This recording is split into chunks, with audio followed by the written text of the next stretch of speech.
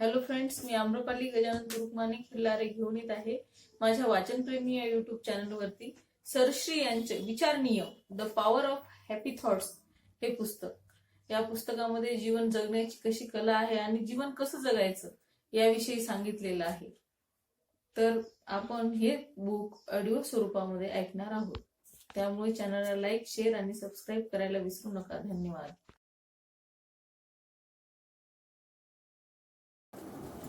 विचारशक्तीचं आणखी एक उदाहरण फ्रान्समधील एका प्रयोगाद्वारे आपण समजून घेऊया. फ्रान्समध्ये एका कैद्याला फाशीची शिक्षा दिली गेली. ही बातमी ऐकून बाह्य मन आणि अंतर्मनावर प्रयोग करणाऱ्या काही डॉक्टरांनी त्या कैद्याला आपल्या वैज्ञानिक प्रयोगाद्वारे मारण्याची कोर्टाकडून परवानगी मिळवली. कैद्याला एका पलंगावर झोपून त्याला त्याचा मृत्यू कसा होणार आहे हे सांगण्यात आलं. आम्ही हळूहळू तुझ्या शरीरातील सर्व रक्त काढणार आहोत. शरीरातून एक बाटली रक्त काढल्यानंतर तुला थोडा वेळ घाम येईल. दुसरी बाटली काढल्यानंतर तुला अशक्तपणा वाटेल. तिसरी बाटली काढल्यानंतर डोळ्यासमोर अंधारी येईल. चौथी बाटली काढल्यानंतर तुझे इंद्रिय काम करणं बंद करतील. मग तू बेशुद्ध पडशील आणि त्यानंतर हळूहळू तुझा मृत्यू होईल. अशा प्रकारे त्या कैद्याला शरीरातून एक एक बाटली रक्त काढलं जात आहे असा विश्वास दिला गेला. त्यानंतर त्याला अगदी 30 लक्षणं जाणवायला लागली जी त्याला सांगितली होती. शेवटी तशा अवस्थेत त्या माणसाचा मृत्यू झाला. वरील उदाहरण वाचून तुम्हाला वाटेल यात आश्चर्य ते काय?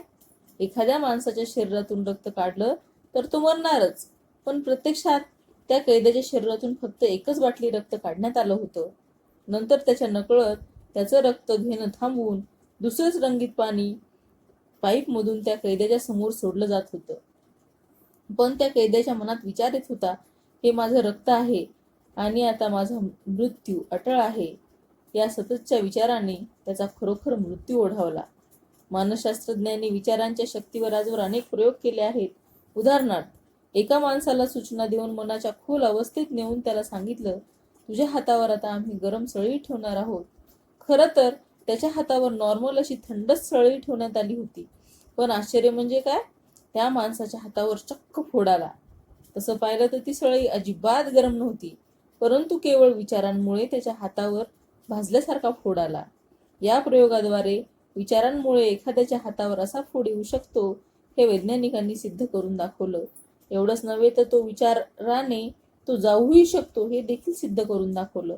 अशाच प्रकारे त्या माणसाला पुन्हा त्याच अवस्थेत नेऊन सूचना देऊन पूर्ववत केलं गेलं. या प्रयोगामुळे विचाराद्वारे स्वास्थ्य प्राप्त करण्याचं गुपित सर्वांना उमगलं.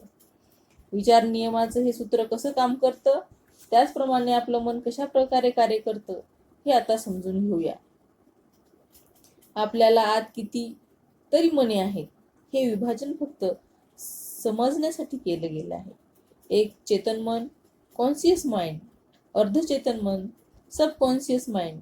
तिसरं अचेतन, अनकॉन्शियस माइंड. आणि चौथं आहे अतिचेतन मन, सुपर कॉन्शियस माइंड. या सगळ्यांना मनांना जर 2 भागांमध्ये विभाजित करायचं असेल तर ते असतील बाह्यमन व अंतर्मन. बाह्यमनात आणि अंतर्मनात काय फरक आहे? यामध्ये तोच फरक आहे जो हवा आणि वादळामध्ये आहे. बहिर्मनाचं कार्य दिसून येतं तर अंतर्मन दिसून येत नाही. अंतर्मन शांतपणे आपलं कार्य करत असतं तर बाह्यमन विचार आणि भावना अनुभवतं, अनुमान लावतं, कथा रचतं आणि अशांत राहतं. या सगळ्या गोष्टी आपण एका उदाहरणाने समजून घेऊया. पाण्यावर तरंगणारं जहाज तुम्ही पाहिलंच असेल. त्या जहाजाचं पूर्ण नियंत्रण जहाजाच्या तळाशी असलेल्या नियंत्रण कक्षातून होत असतं. जहाजाच्या चालकाला समोरचा रस्ता दिसत नाही, पण वर उभ्या असलेल्या कॅप्टनद्वारे येणाऱ्या सूचनांचं तो तंतोतंत पालन करतो. जहाजाचा कॅप्टन जर म्हणाला, जहाज डाव्या बाजूला वळवा आणि समोर चला, तर खाली बसलेला चालक त्याच्या सूचनेनुसार ते जहाज घेऊन जातो. कॅप्टनची एक छोटीशी चुकीही सूचनाही जहाज बुडवू शकते. अगदी त्याचप्रमाणे आपल्या शरीररूपी जहाजाचा कॅप्टन आहे आपलं चेतन मन आणि खाली चालक आहे आपलं अंतर्मन. चेतन मनाने दिलेल्या सूचनेनुसार आपलं अंतर्मन कार्य करत असतं आणि शरीराचं पूर्ण नियंत्रण या अंतर्मनाकडे असतं. अंतर्मनाला मी आजारी पडू शकतो, मी गरीब होऊ शकतो, मी नापास होऊ शकतो, अशा चुकीच्या सूचना मिळताच भविष्यात त्या माणसाच्या तशाच नकारात्मक घटना होण्याची दाट शक्यता असते. म्हणून आपण आपल्या अंतर्मनाला विचाराच्या माध्यमातून चुकीच्या सूचना तर देत नाही ना, यासाठी सतत जागरूक राहायला हवं. मन, शरीर आणि बुद्धी यांचा एकमेकाशी सखोल संबंध आहे. माणसाच्या मनात येणाऱ्या अनेक सकारात्मक आणि नकारात्मक अशा दोन्ही प्रकारच्या विचारांचा प्रभाव त्याच्या शारीरिक स्वास्थ्यावर पडत असतो. विचारांमध्ये इतकी प्रचंड शक्ती असते की एखाद्यानं जर एक विचार 1 मिनिटापर्यंत पकडून ठेवण्याचा अभ्यास केला तर त्याच्या जीवनात चमत्कार व्हायला सुरुवात होते. सुरुवातीला तुम्हाला हे अशक्य वाटेल, पण ही गोष्ट योग्य प्रकारे समजल्यानंतर तुमचे विचार आणि विश्वास यामध्ये मोठं परिवर्तन घडेल. मग सगळं काही शक्य आहे असाच विश्वास तुमच्यामध्ये जागृत होईल. लोणचं, चिंच याबद्दल विचार जरी केला तरी तोंडाला पाणी सुटतं, हे तुम्ही अनेकदा अनुभवलं असेल. हे एक आश्चर्य नव्हे का? या शतकातला सर्वोच्च मनोवैज्ञानिक शोध असा आहे की आपलं अंतर्मन बघू शकत नाही, पण आपण त्याला जी दृश्य दाखवतो ते खरी मानतं. मग ती खरी असो वा काल्पनिक, ते दृश्य सतत सत्य मानून ज्याची कल्पना तुम्ही करता तशी स्थिती शरीरामध्ये ते निर्माण करते. आपल्या विचारानुसार आपलं शारीरिक अवस्था तर बदलतेच, त्याचबरोबर विचारावर आधारित असलेल्या सर्व गोष्टी जीवनात प्रकट होऊ लागतात.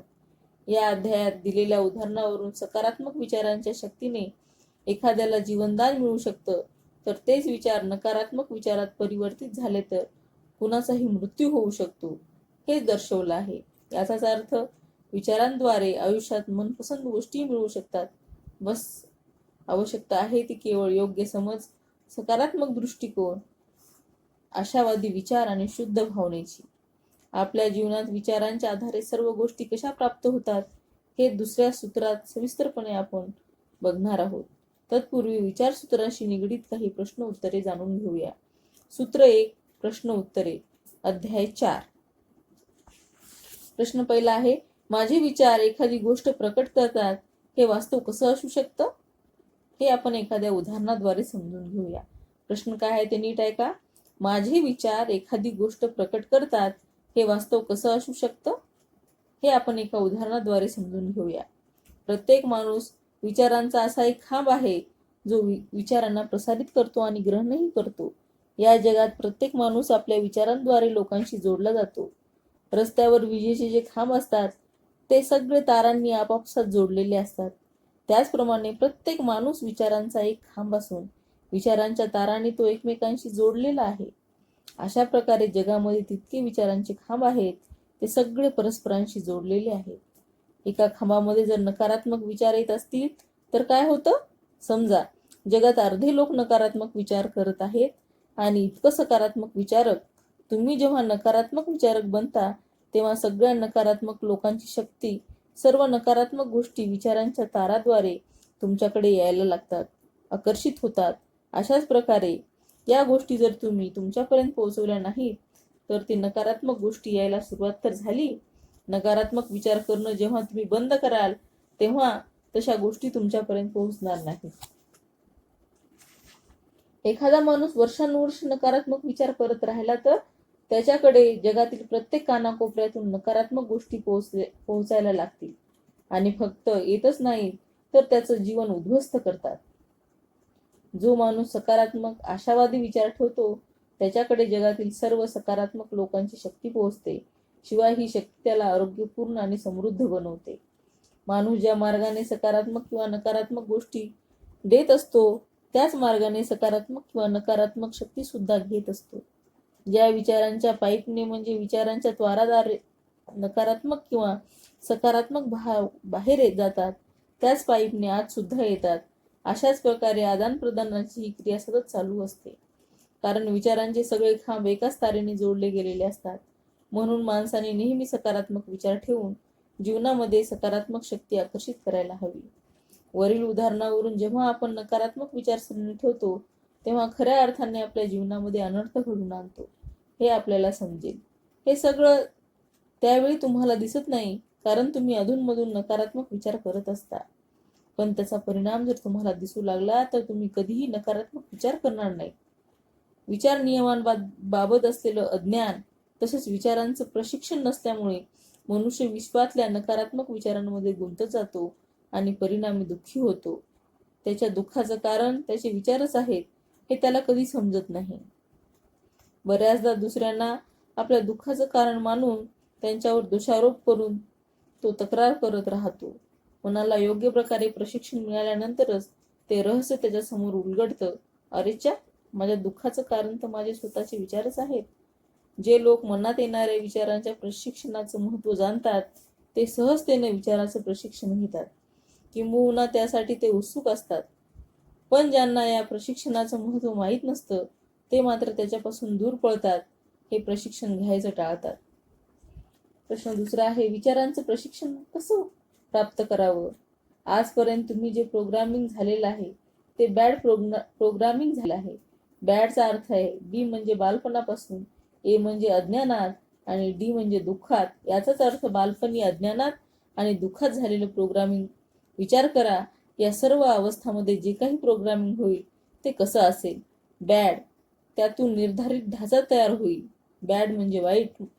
मनाने जेव्हा पहिल्यांदा शरीराला रडताना पाहिलं, स्वादिष्ट जेवण विविध पदार्थ खाताना पाहिलं, पहिल्यांदाच काही लागलं, जखम झाली, वडिलांनी किंवा शिक्षकांनी थप्पड मारली, तेव्हा त्या मुलाला माहिती नव्हतं हे सुख किंवा दुःख कोणत्या दृष्टिकोनातून पाहिलं जातं.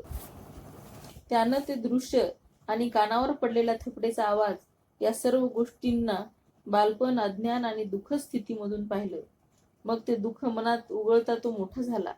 म्हणजेच बालपणातील समज आणि ज्ञान यांना तो आयुष्यभर गिरवत राहिला. एकदाही क्षणभर थांबून त्याने विचार केला नाही, मी मोठा झालो असल्याने माझ्या विचारांचं प्रोग्रामिंग आता मला बदलायला हवं.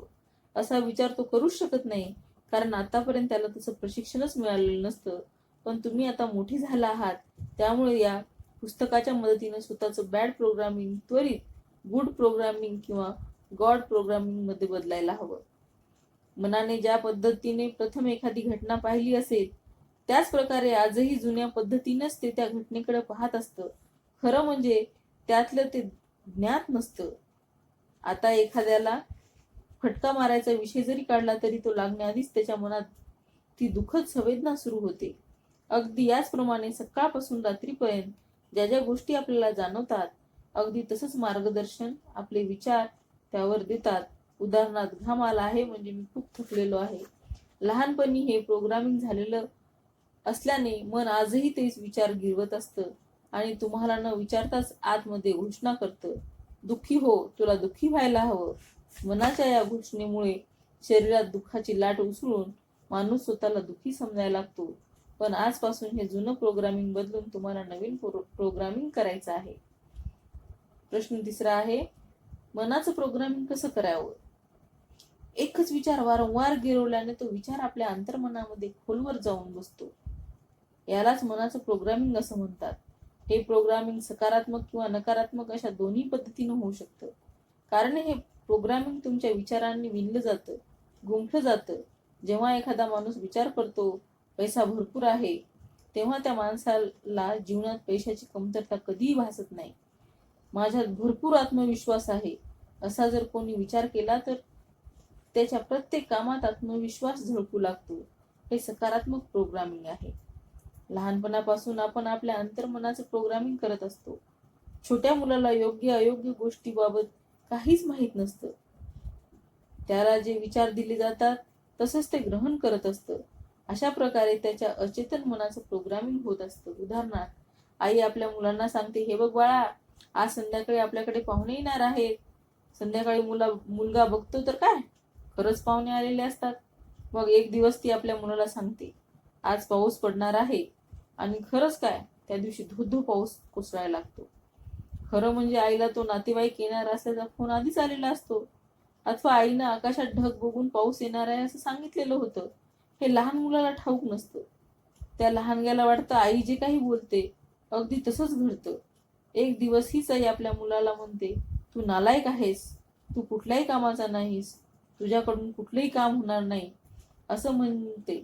तेव्हा या मुलाच्या अंतर्मनामध्ये हा नकारात्मक विचार खोलवर रुजतो आणि तो मुलगा ती गोष्ट खरंच मानून बसतो. अशा प्रकारे वेळोवेळी त्याच्या मनाचं नकारात्मक प्रोग्रामिंग होत जातं. त्यामुळे तो मुलगा मोठा झाल्यानंतरही कुठलंही काम योग्य प्रकारे करू शकत नाही. लहान मुलांचं असं चुकीचं प्रोग्रामिंग आई वडील, शिक्षक, मित्र, जाहिराती, पंडित, पुरोहित, नेता यांच्याद्वारे होत असतं. शिक्षक जर मुलाला प्रत्येक वेळी म्हणत असतील, तू गणितात कच्चा आहेस, तू नेहमी आजारी पडतो, तू नेहमी ढच राहणार, तर त्या मुलाचं अंतर्मन ही गोष्ट खरी मानतं. अशा प्रकारे लहानपणीच त्या मनाचं प्रोग्रामिंग होऊन मनुष्य त्यानुसार आयुष्यभर कार्य करतो. आता तुम्हीच विचार करा, त्या मुलाचं भवितव्य काय असेल. या पक्क्या प्रोग्रामिंगमुळे त्याच्यात वेगवेगळ्या प्रकारच्या अयोग्य प्रवृत्ती, सवयी, पॅटर्न बनायला लागतात. काही घटना त्याच्या आयुष्यात पुन्हा पुन्हा घडू लागतात. उदाहरणार्थ, काही लोक प्रत्येक ठिकाणी उशिराच पोहोचतात. हा त्यांचा पॅटर्न असतो. खरं म्हणजे लवकर पोहोचण्याची त्यांची मनापासून इच्छा असते. ते घरातून लवकर निघतातही, पण उशिरा पोहोचण्याचं प्रोग्रामिंग इतकं मजबूत असतं की ते वेळेवर पोहोचूच शकत नाही. प्रत्येक वेळी प्रत्येक ठिकाणी ते उशिरा पोहोचतात आणि हीच सवय पुढे वाढत जाते. काही लोकांची प्रवृत्ती योग्य जागी पण चुकीच्या वेळी पोहोचण्याची असते. त्यांना जर स्टेशनवर पोहोचायचं असेल तर योग्य जागी पोहोचतात खरे, पण गाडी निघून गेलेली असते, म्हणजेच ते चुकीच्या वेळी पोहोचतात. काही लोकांची प्रवृत्ती अशी असते की योग्य वेळी पण नेहमी चुकीच्या जागी पोहोचतात. उदाहरणार्थ, त्यांना एखाद्या लग्नाला योग्य मुहूर्तावर पोहोचायचं असतं. ते वेळेवर तर पोहोचतात, पण चुकीच्या कार्यालयातच. तसंच काही लोकांकडे वेळेवर पैसे नसतात. काही लोक कुठे ना कुठे धडकतात. काही लोकांना पुन्हा पुन्हा अपघात होत राहतो. असे पॅटर्न माणसात असतात. हे सर्व पॅटर्न किंवा या प्रवृत्ती चुकीचे विचार वारंवार गिरवल्यामुळे निर्माण होत असतात. चुकीच्या वैचारिक बैठकींमुळे आपलं शरीर आजारपण, रोगांचं माहेरघर बनतं. त्या सायकोसोमॅटिक डिसीज, मनोशारीरिक आजार असं म्हटलं जातं. आजारांमधील 90% आजार हे मनाशी, 10% आजार हा शरीराशी संबंधित असतात. निसर्गानं मानव शरीरात स्वतःचे रोग किंवा आजार बरे करण्याची शक्ती दिलेली असते. एखादा मुलगा जर खेळता खेळता पडला तर जखम होते आणि थोड्या दिवसात ती आपोआप बरीही होते. पण मोठ्यांच्या बाबतीत असं घडत नाही. हे मोठं आश्चर्यच म्हणायला हवं. मोठ्यांच्या जखमा लवकर बऱ्या होत नाही, कारण त्यांच्या जखमेबरोबर जोडलं जातं त्यांचं मन. एखाद्या माणसाला दाढी करता एक छोटासा ओरगडला जरी उठला, छोटी जखम झाली तर त्याच्या मनात लगेच नकारात्मक विचार यायला लागतात. त्यामुळे ती जखम बरी व्हायला वेळ लागतो. वास्तविक माणसाच्या शरीरात जखमा आपोआप बऱ्या करण्याची क्षमता असते. बऱ्याच वेळा कापल्यानंतर ती त्वचा लगेच जुळून यायला सुरुवात होते, पण नकारात्मक विचार आणि मन त्याचबरोबर जोडले जातात. त्रास वाढवायला सुरुवात होते, जखम लवकर बरी होत नाही. तर प्रश्न 4 आहे, आपण सायकोसोमॅटिक डिसऑर्डर विषयी, मनोशारीरिक आजाराविषयी अधिक स्पष्टीकरण देऊ शकाल का? विचाराद्वारे आणि विचारांमुळे निर्माण होणाऱ्या आजारांना सायकोसोमॅटिक डिसऑर्डर असं संबोधलं जातं. डॉक्टरांच्या म्हणण्यानुसार कित्येक शारीरिक आजार जसे अल्सर, आंत्ररोग, दमा, एक्झिमा, सोरायसिस, ब्लड प्रेशर आणि हार्ट अटॅक या आजारांमागे मानसिक विकारच कारणीभूत असतात असं दिसून येतं. आता डॉक्टरांसह विज्ञान या विचार नियमांना पुष्टी देत आहे.